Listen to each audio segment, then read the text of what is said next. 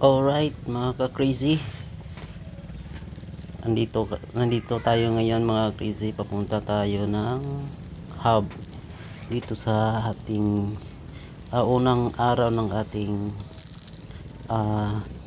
duty sa XPX Shopee Express Rider. Alright, ngayon napunta tayo doon mga ka-crazy. So hindi natin alam kung anong mangyayari sa atin, no? Pero laban lang kahit napakainit ng panahon.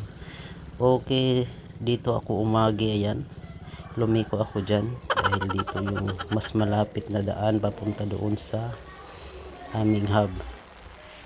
So napakatirik ng araw, pero mamayang hapon panigurado uulan na naman yan. So ibig sabihin mga ka-crazy, medyo mahirapan tayo.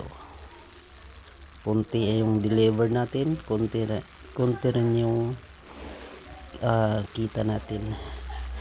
Nandun lang tayo sa pinaka minimum rate. Alright, so ayan mga ka-crazy.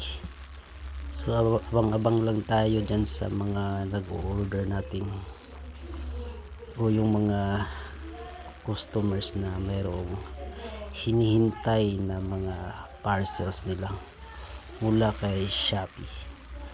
Okay, alright.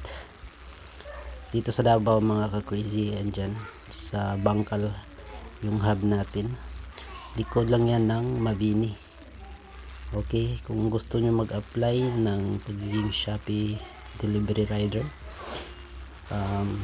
search nyo lang yung hiring na Shopee Express Rider.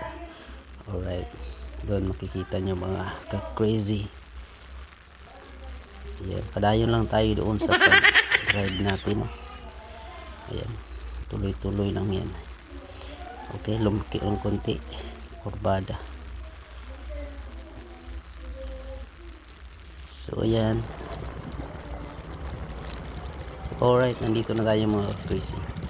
Dito yan, dyan sa may green na gate.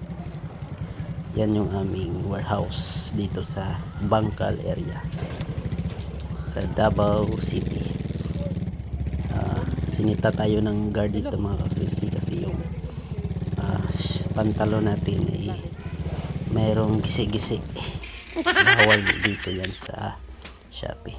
So tamang antay lang tayo ng ating parcels. Tatawagin lang tayo. Ayan yung mga angkol natin. Ayan, dami nilang parcels. So ayan, good luck sa atin mga call.